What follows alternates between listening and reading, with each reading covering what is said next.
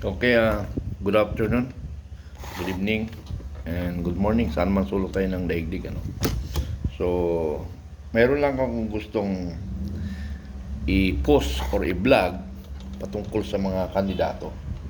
Although, ayaw natin ng kandidato, pero kinakailangan natin kasi nga, marami na akong mga consultation, pati na rin sa military. According to one of the, hindi naman natin masabi na sabi natin senior officer as colonel, hindi pa naging general, ano? Sabi niya, sir, wala nang lilitaw na Colonel Honasan or Titing Gambala. Iba lang sitwasyon ngayon. Ang solusyon talaga daw ngayon, politika sa politika. Yes, kasi nga, ang taong bayan ngayon, ang pinapakinggan ay politician. Now, kung military alone, hindi talaga magtatagumpay. Kasi nga, pag military lead, kasabay ang taong bayan. Kasi pag walang taong bayan, sigurado ako, yung mga militar na makulong yun. Now, kung sibilya naman magsimula, na sapat ang bilang, lalabas ang militar. Pero sabi nga niya, mahirap na. Talagang nasa politician pa rin ang pag-asa natin dahil sila ang may control sa masa. Which is, nasabi ko, totoo nga. Dahil twice na kami nag-attempt ni Supremo. May problema talaga. Ang problema tao. Tao na mga sibilyan. Hindi sila handa. Hindi handa ang isip nila. Okay lang yan kung na-motivate na aros ng NPA. Magaling kasi ang NPA dyan sa bagay na yan eh. Kaya tingnan mo isang kudyat lang, marami silang nakukuha na mag-rally. Nagwawala pa. Eh tayo hindi. Ano. So, ganito mga kaibigan. Itong BG Party List na sinusuportahan ko bilang personal at yung ibang may FGF na walang sinusuporta na kanilang partido ay kinakumbinsi ko para sa FGF botohin ang BG Party List. Now, kung may mga party list kayo, nasa inyo yan. Kaya nga sabi ko nga, may mga commanders. If you are area commanders, regional commanders, province commander kayo eh. Sabi ko nga, pwede kayo magsuporta because non-partisan tayo eh. Siyempre, normal bilang isang individual na Pilipino, karapatan mo rin magpili at karapatan mo rin mag-endorse. Hindi yan pinagbabawal sa FGF. Bagkos, ini-encourage pa na suportahan ang kandidato nyo. Pero ang request ko lang ay hindi corrupt. Kasi kung corrupt, ay mag-uusap tayo sa mga board kung itutolerate pa ba natin yung member na maging sinusuporta niyang corrupt. Kasi pag sinuporta mo ang corrupt, hindi katanggap-tanggap yun. So, maaaring madidesisyonan ka na matanggal sa FGF. Now, kung alam mo naman hindi walang bahid ng corruption, go ahead kasi nga kailangan mo sumuporta. Kung nakatulong ka, ay kahit paano matutulungan ka pagdating ng panahon. Ano? May kanya-kanya tayo, pero kung mga town level, mahina yon ano? Kailangan provincial up na commanders. Then yung down the line, mayor, maaaring kumuha kayo ng approval sa inyong provincial commander. Binibigyan kayo ng authority na gumawa kayo ng paraan sa inyong resources. Because national, pre-arrange pa natin planning.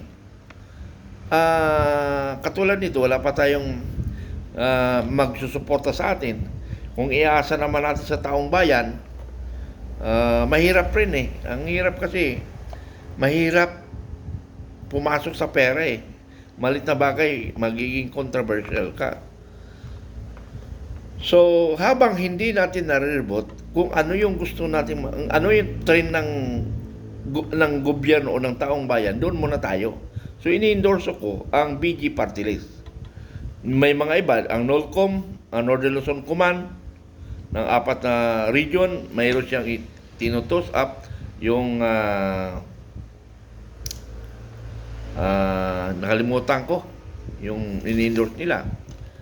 Yung Region 12, mayroon rin yung frontliners, ano, ng MUP, ng Main Uniform Personnel, frontliner na first nominee is si General o second nominee yata siya kasi ang first nominee si Albert Martinez, ano, si Ceremonia, General Ceremonia ng Philippine National Police, at ini-endorse ng commander ng Region 12. Aywan ko lang kung na-convince niya ang buong Southern Mindanao.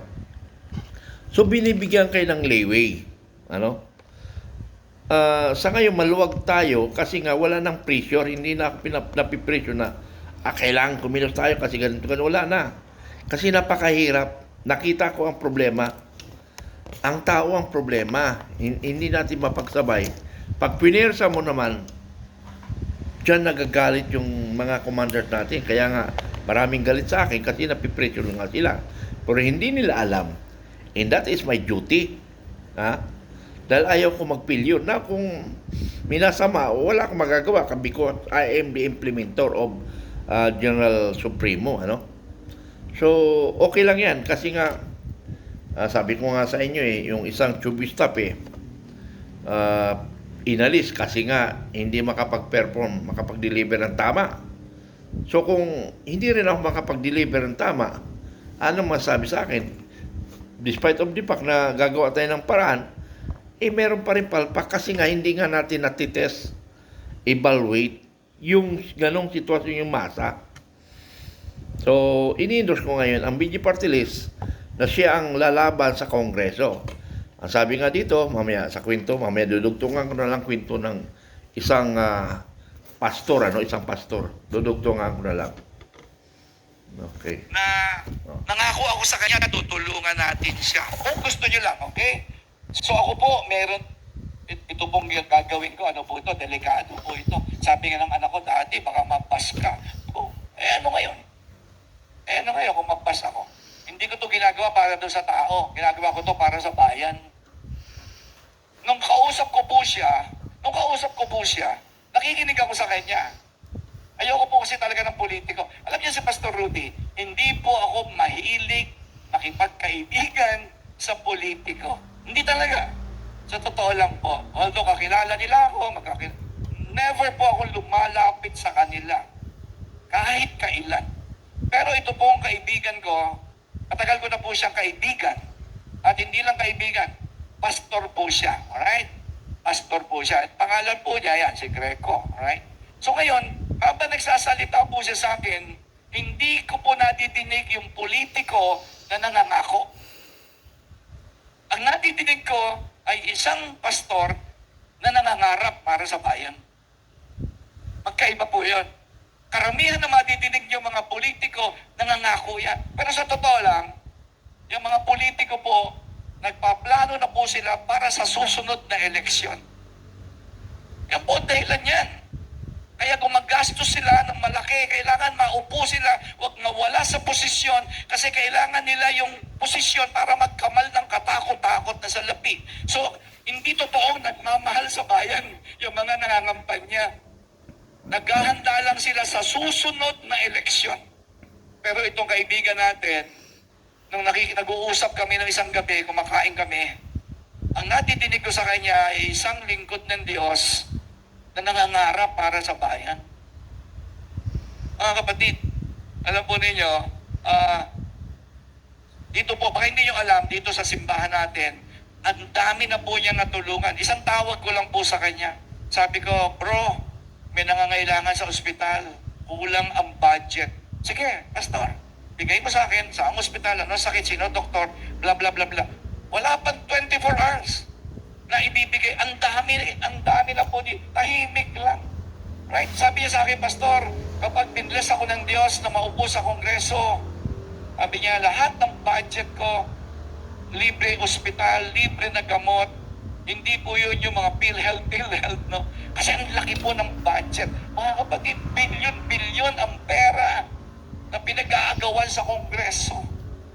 Okay? At least sabi ko, na-excite po ako. Bakit? Kasi sa wakas, may kakampi na tayo sa loob ng Kongreso.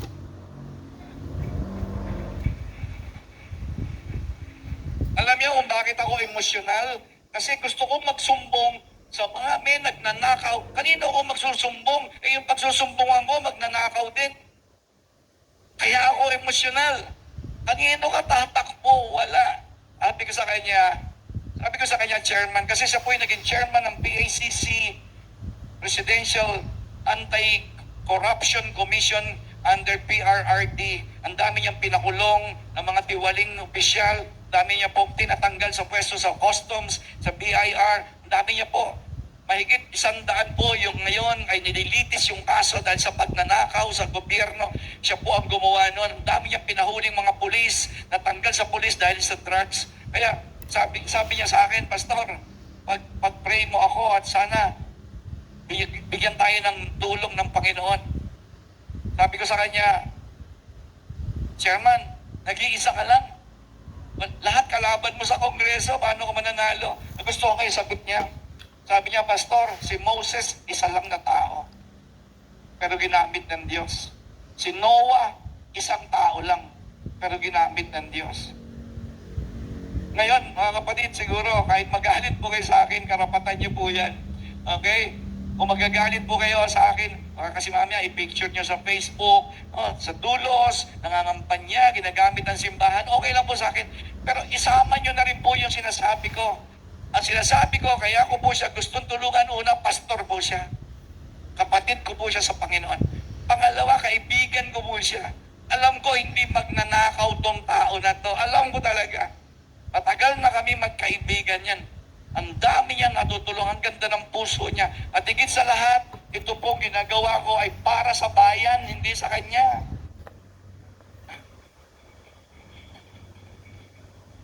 Okay lang po. Kung gusto niyo magalit sa akin, ilagay niyo ako sa Facebook. Wala akong problema sa akin. Okay? Dahil mahal ko po ang bayan ko. Sobrang dami ng magnanakaw sa gobyerno. Kawawa naman po ang anak natin at yung mga apo natin. Alam niyo, pag naupo na naman ang mga maling tao sa Congress, sa Senado, yung anak niyo, wala nang pag-asa yan. Wala na pong pag-asa. Pati mga apo natin. Pero nung nag-uusap po kami, alam niyo, na-excite po ako. Talagang sabi ko, sige, sabi ko sa kanya, Chairman, gagawin namin ang lahat na magagawa namin. Hihingi ako ng tulong sa dulos. Alright? Okay.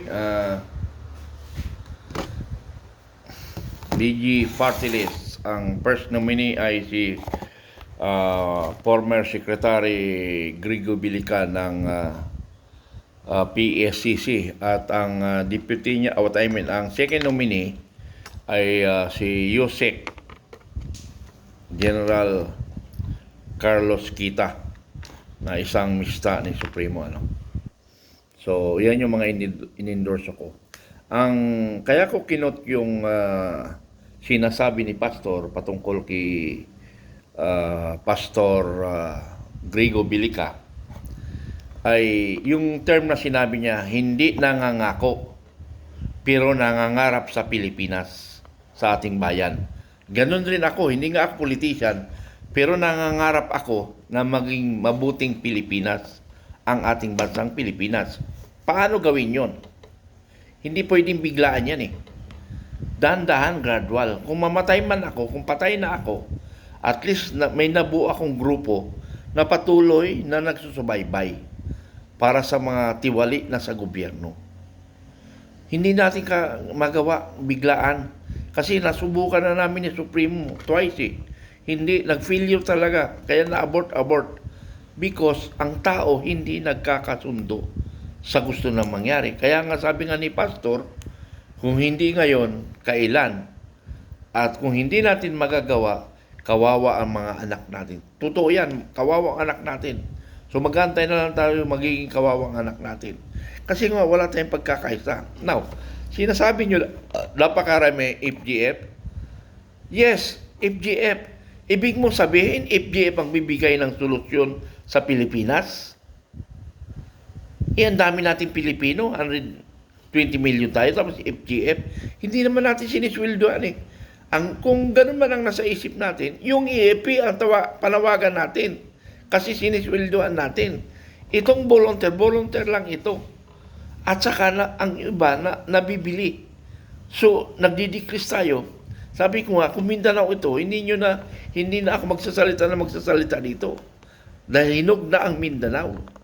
Ang Luzon, magulo ang kaisipan ng Luzon. Kaya hindi magkaintindihan. Ang tao kasi sa Luzon, o kaya ang tao sa Manila, almost na nga galing Bisaya at Mindanao eh. So, magkantay na lang tayo ng kapalaran kasi hindi natin kaya ibigla. Nasubukan na namin, hindi namin nakaya. Kasi nga, taong bayan nga ang kailangan natin eh. Hindi na kaya. Huwag nyo iasa sa FGF. FGF, niready namin yan ni Supremo kung sakali magkagera. Halimbawa, nasa Mindanao sila. Nasa Mindanao ang 10 milyon. Ang narito, wala pang 1 milyon nga eh. Dito sa Luzon eh.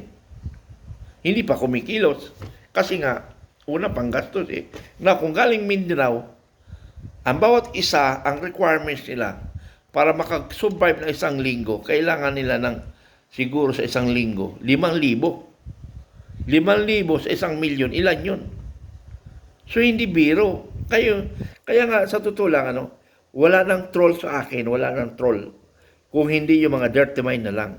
Yung demon's mind na lang. Na instead na tulungan tayo na manawagan, china-challenge pa tayo. Paano natin magagawa kung lahat na lang tayo nagcha-challenge, nagsusubukan? Why not na mag-cooperate tayo para sa isang bayan, isang pagkilos? Ganon sana tayo eh.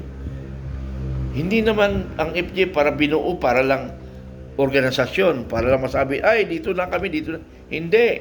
Dapat ang FGF, simple lang siya, na kung sakali may trouble, kahit pa paano, makapag-mobilize tayo. Ganon lang yan.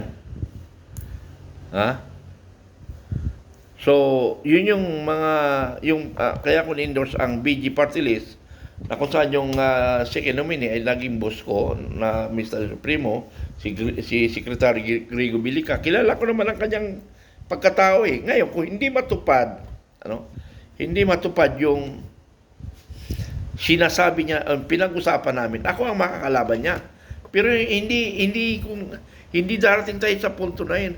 Iba kasi sa nakilala ko pagkatao ni Secretary Bilica. Okay, yun lang muna. Kasi sabi nga sa survey, pasok na siya. Kasi ang requirement, 159 ang tumakbo, 60 ang kukunin, nasa 35 na yung BG Party List. So meaning, pasok na ang isa. So si General Kita na lang ang ating tinutus up ngayon para manalo. Para maging dalawa sa Kongreso. Yun lang, maraming salamat sa inyong lahat.